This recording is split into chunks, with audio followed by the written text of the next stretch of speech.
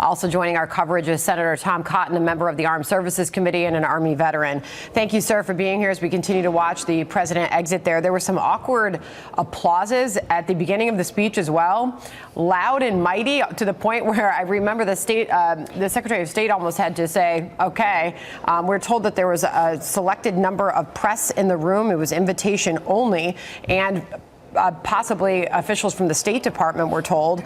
But on Afghanistan, Senator, he said, I grieve those brave service members whose lives were lost during the withdrawal. He went on to say, I can also report to the American people, I'm the first president in decades who's not leaving a war in Afghanistan to his successor. Just having interviewed so many of the Gold Star families, I wonder what they are thinking today.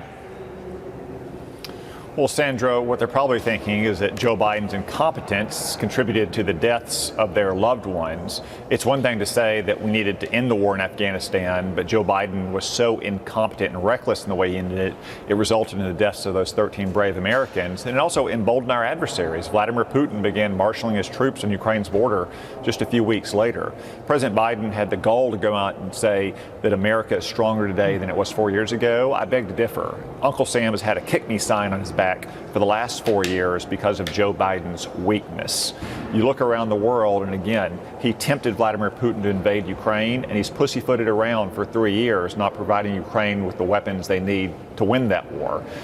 In the Middle East, he tried to take credit for certain actions that Benjamin Netanyahu has taken, when in reality, at every turn, he tried to restrain Israel.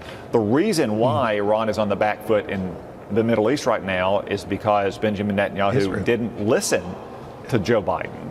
Our military is in very bad shape. The Secretary of Defense has even admitted recently that the military needs tens of billions of dollars beyond what Joe Biden has provided it. Well, why didn't Joe Biden provide the funding for it? So everywhere you turn, America is weaker today than we were 4 years ago. Even with the so-called hostage deal that he's trying to conclude his presidency on, the only reason that might happen is Donald Trump is threatening Hamas and Iran with hell to pay if they don't release American citizens being held hostage. Yeah, I mean, good point on Iran. And then to the point there about the hostages, that would be like Jimmy Carter saying, oh, the American hostages are coming home because I demanded it, not because Ronald Reagan demanded it. I want to play what J.D. Vance said about Biden and foreign policy and some other things in an exclusive interview with our Shannon Bream yesterday. Listen here. President Biden has left us an absolute dumpster fire. Now, we're excited to get to work, but we need to be open and honest about the fact that President Biden has not left the next administration in a good place. What do you think about that? Is he right? Well, that's right. I mean, we have an ongoing war in Europe, the largest war since World War II. We have Israel still at war with its adversaries, and Joe Biden hasn't backed them to the hilt as we should, and China continues to menace the United States. So what President Trump needs to do, what I think he will do when he comes to office, is find a responsible way to bring an end to the war in Ukraine that ensures that Russia does not invade Ukraine for a third time in the future, as they have under the last two Democratic presidents. Will back Israel to the hilt so it can finish all the family business in the Middle East, so to speak, and focus on deterring China from trying to replace America as the world's dominant superpower. Senator, thank you for that. Joey, a final thought from you before we go.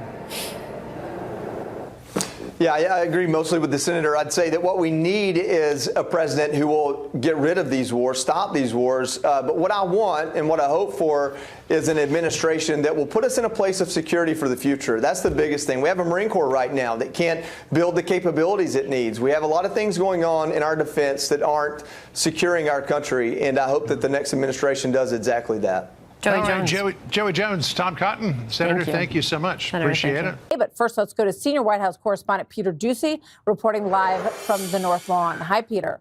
Martha, this is a new one. President Biden is now claiming that America's adversaries told him they wanted the U.S. to stay in Afghanistan so U.S. troops would be tied up. That is how he is justifying the chaotic end to the war in Afghanistan.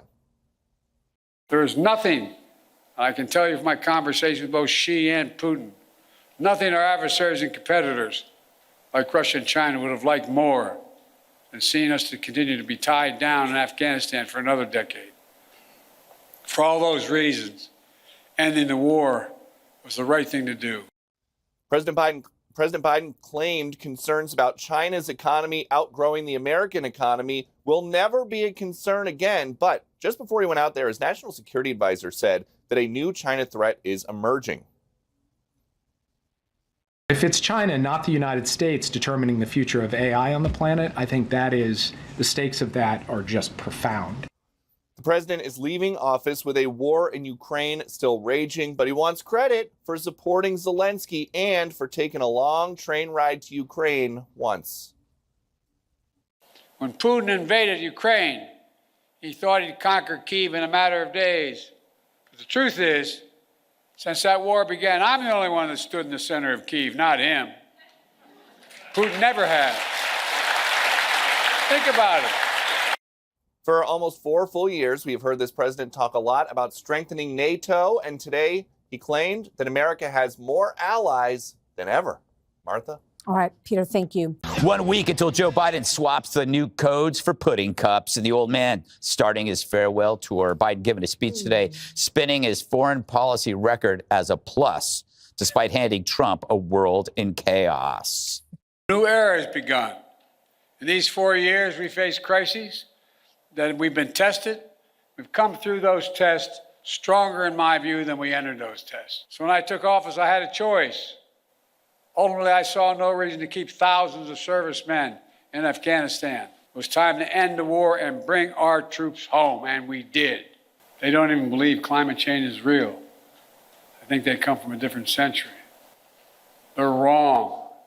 They are dead wrong. Boy, who the hell is he talking to at this point?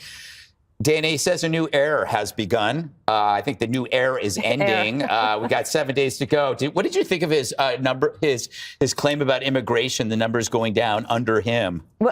Well, so he said, let's be perfectly clear. When I came in, the numbers went way down.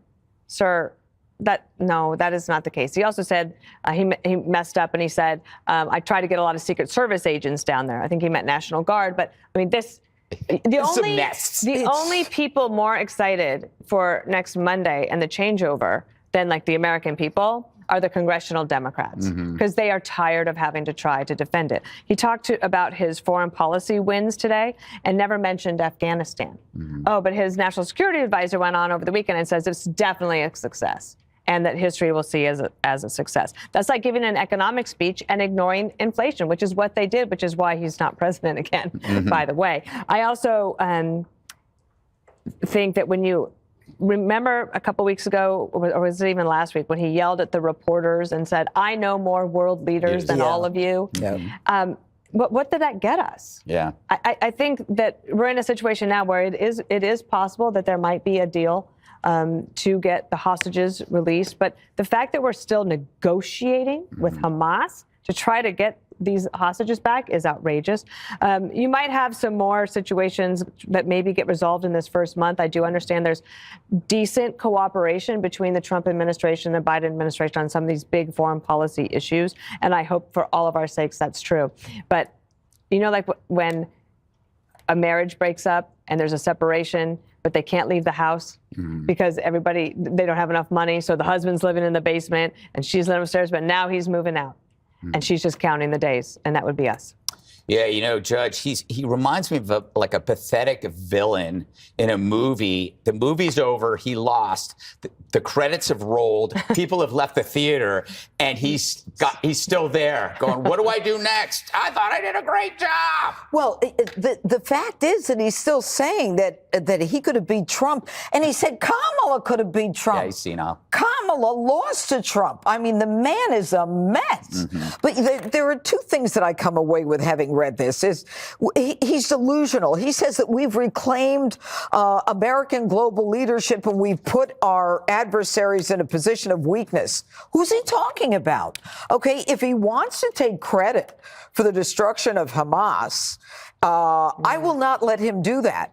It is Netanyahu who takes credit for ignoring Biden, for ignoring the slow walking of the munitions that Netanyahu needed.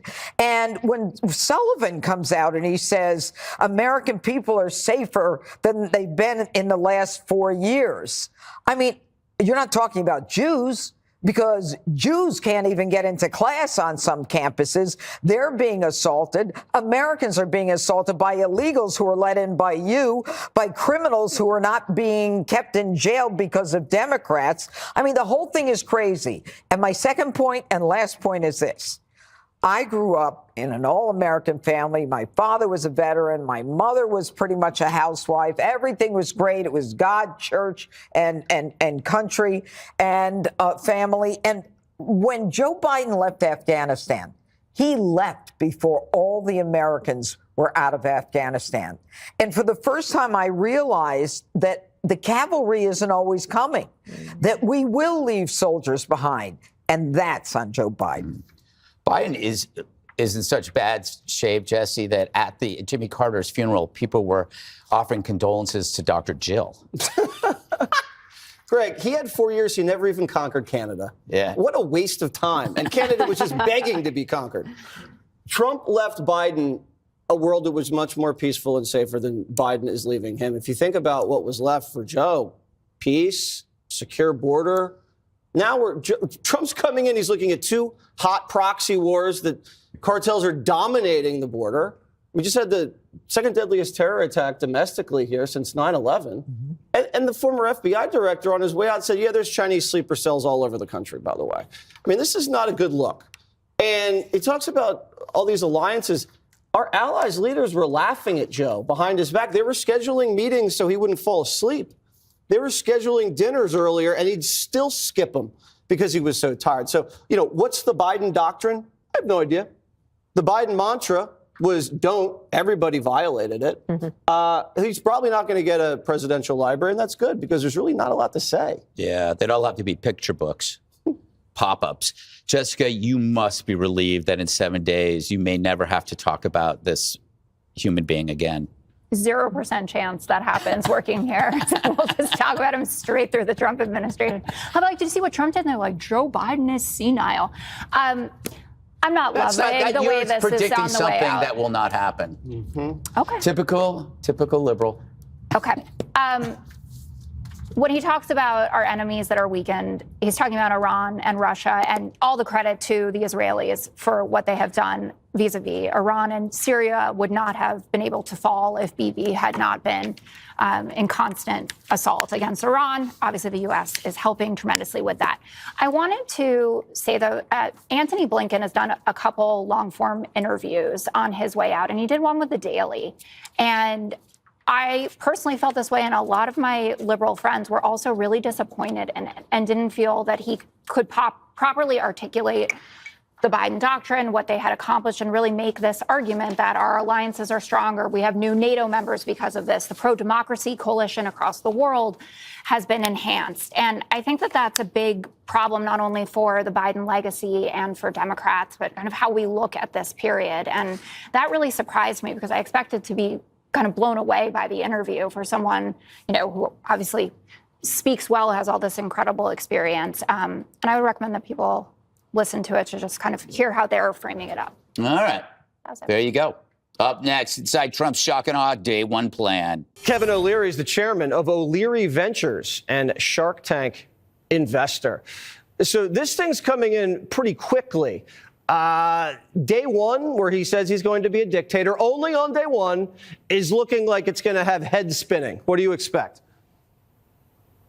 Well, I mean, what's been really interesting about this transition over the last 8 weeks is this Mar-a-Lago location has become Davos 2025. You don't have to go to Switzerland anymore. Mm-hmm. So much activity has occurred there. I've been part of it, and many others have as well. It's off-the-record social media policy, which is fantastic because it's not on the presidential record. So if you really want to find out what he's thinking, you got to go there. You got to meet with him.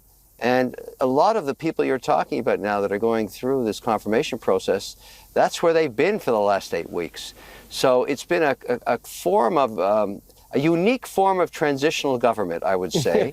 And everybody has a pretty good idea what's on the agenda. And that's good because everybody needs to be on the same page this time around. We're hearing reports out of Bloomberg that Elon Musk might buy TikTok. What are you hearing? Well, Yes, I've heard that report, obviously. I guarantee you for the next 5 days, you're going to hear one of these stories almost every 2 hours. Over the weekend, it was Zuck. He was at Mar-a-Lago. That's public record. There's a problem with existing social media platforms. It's called the regulator. They don't like monopolies. And so, we put our bid in knowing that we're not serving anybody. We're going to make this a people's platform with equity crowdfunding, allowing people on TikTok to own a piece of it, beholden to no one social media site that exists today.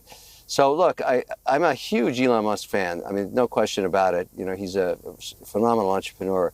But the idea that the regulator, even under Trump's administration, would allow this, pretty slim. Okay, and, so it's a slim shot, but it's definitely, it's definitely out there. And Carrie Underwood. I mean, if Carrie Underwood I'd argue something else. Sure. Well, I'd argue something else about this whole deal. In the end, TikTok is Trump's deal. All right? He's not giving it to anybody else. It's his deal. He's going to use it for all kinds of leverage. I get it. It's a negotiating tool against China. I get it. But he is the consummate deal maker. He's not going to let this drift into someone else's hands. That's my personal take. I asked him myself just 24 hours ago, are you going to support bringing this thing and keeping it alive? Because I got a lot of businesses running on it, and he will. Let's see what happens next. We'll see what happens next. That's what he says, and that's what usually happens. We will see. Kevin O'Leary, good to see you. Former Vice Chief of Staff of the Army, now Chairman of the Institute for the Study of War and Fox News Senior Strategic Analyst. General, obviously there's a lot there, a lot to dig into. But I want to start here actually by going back to January 19th of 2022, because President Biden was talking about Ukraine and the fact that Putin has not been able to make it to Kyiv. And we think about, which you didn't mention, the hundreds of thousands of lives that have been lost since then. And it all began shortly after this statement about a minor incursion. Watch this. I speak today as President of the United States at the very start of my administration, and I'm sending a clear message to the world. America is back. Okay, that's a different one. And then he said, I think what you're going to see is that Russia will be held accountable if it invades, but it depends on what it does. It's one thing if it's a minor incursion, and then we end up with a fight about what to do, et cetera, et cetera. Your thoughts, General? Yeah, well, I listened to the president's speech, and the foreign policy and national security part was just absolutely stunning. It's amazing to me how some politicians and national leaders can absolutely take the facts and just turn them all around and present something that's completely different.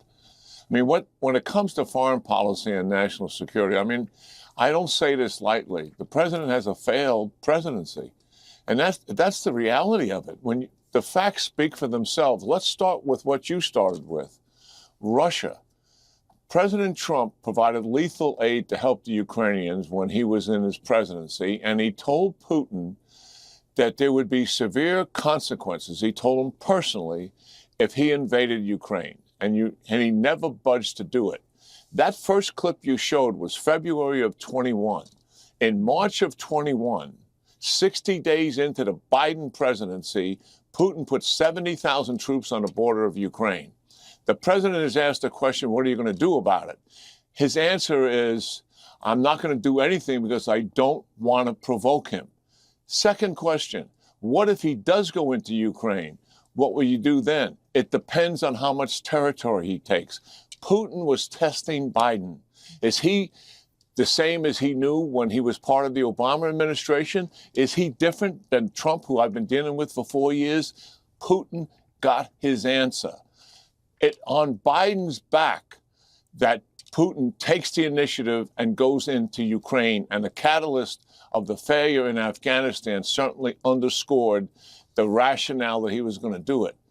Let's take the Middle East. In the Middle East, when Biden comes into power, Iran is reeling from the death of Qasem Soleimani and maximum sanctions that have been imposed on him, and the progress being made of the Abraham Accords. For the first time, we're starting to stitch together an Arab NATO that we've been talking about for years. What does Biden do? Stops the sanctions and tells the Iranians, I'm making this concession to you as a sign of good faith so we can get back into the nuclear deal. The Iranians read that as weakness. They stiff him on the nuclear deal. They take the money, and what do? They start to fuel ammunition and everything into their proxies. And what happened as a result of all of that? Iran operationalizes their proxies, and they go after Israel with a vengeance once and for all to destroy the state of Israel and drive the United States out of region. So here we have Biden in power, no war in Europe during the Trump administration, no war in the Middle East other than Trump taking down ISIS. And we have war in Europe with Putin threatening to expand it, war in the Middle East. And fortunately, the commander-in-chief is what I call him, Prime Minister Netanyahu, exercised and went after Hamas and Hezbollah and the Iranians in a way that no one else had ever done in 44 years. And he ignored Biden in doing it. Even in the Indo-Pacific theater, that military out there is outpacing the United States considerably. We have lost our ability to deter them militarily, and all sorts of war games and studies have proven that in a congressional commission I was on. What did we do? As opposed to building up the hard power so that diplomacy would be more effective, we issued flat budgets. There has been no defense increase in the Biden administration in 4 years, and we are way behind them. Does she know that? Yes. Is he more aggressive as a result of it? Yes. This is Biden's legacy, what I just described. Yeah. It seemed you said you pointed to Netanyahu ignoring Biden and the trip that you just took us on around the hotspots in the globe. Every one of them ignored what President Biden did or said and did what they wanted to do. And we'll just close with this. We have to go, but I'm grateful to you for being here. The Chinese military ended 2024 with a surprise unveiling of 2 sixth-generation fighter jet prototypes after they had sent a record number of warships into the waters around the self-governed island democracy of Taiwan, which Beijing has said is core to its core interests. So we'll see where this goes from here. General, thank you very, very much. Always good to have you with us. Yeah, great talking to you, Martha. Thank you. Thank you. Rick, good evening. You heard Mike's report there. Your thoughts on the legacy that President Biden leaves behind when it comes to foreign policy? Well, he made some pretty extravagant statements about how much better off we are all around the world. Some of what he said is true. There are strengthened alliances, especially in Asia, where there's several groups of nations of which the U.S. is a part that are combined as bulwark against China's expansionist ambitions. But around the rest of the world, it's a much more troubling picture. The withdrawal from Afghanistan, I think it is entirely reasonable to say, encouraged the dictator in Beijing and, more importantly, the dictator in Moscow to do what he did in Ukraine. And then, of course, there is the fighting in the Middle East, which continues, although Israel really has the upper hand. And, you know, the president's obsession from day one, he's still talking about it today, is getting a ceasefire. Now, Israel, virtually from the beginning of that conflict that broke out after October 7th, 2023, Israel has been winning. And, you know, it defies belief to me that what you want to do when you have an ally in a war and an ally is winning is to stop the fighting. But that's been his obsession from the beginning, and I think in a number of ways he has held Israel back and delayed the moment of victory for Israel. And Israel has just about achieved it anyway. And the weakness that Mr. Biden described among some of our enemies, particularly Iran and its proxies, is almost entirely attributable to Israel fighting. Now, yes, it has had some U.S. support. There's no doubt about that. Very important. But it has not gotten all the support that it wanted, nor has Ukraine in its struggle against Vladimir Putin and his ambitions. Yeah. And I think the world is paying something of a price for the fact that those two conflicts have dragged on as long as they have, and at least in the case of Ukraine, is indecisive. Yeah, and we'll see what Ukraine policy looks like when the new president steps back in. Boston Globe. Biden's disappointing foreign policy legacy. An editorial, presidents should aim to leave the world more stable and peaceful than it was when they took office. Biden did not, and that will be his foreign policy legacy. Our poll on foreign policy approval, his rating is underwater. 37% approve, 60% disapprove. On the campaign trail, Britt, a lot of the Trump folks, including the now president-elect, pointed to Afghanistan and that withdrawal as kind of the centerpiece of Biden foreign policy. Is that a fair assessment?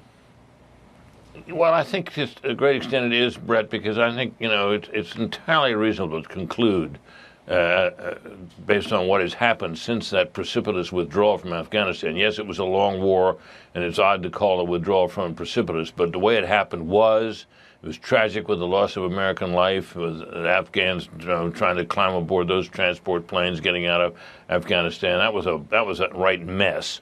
And I think it did encourage dictators around the world to think that the United States was in a state and is pulling back from the world in important ways. The president does point to strengthen NATO, and I think that's a real thing.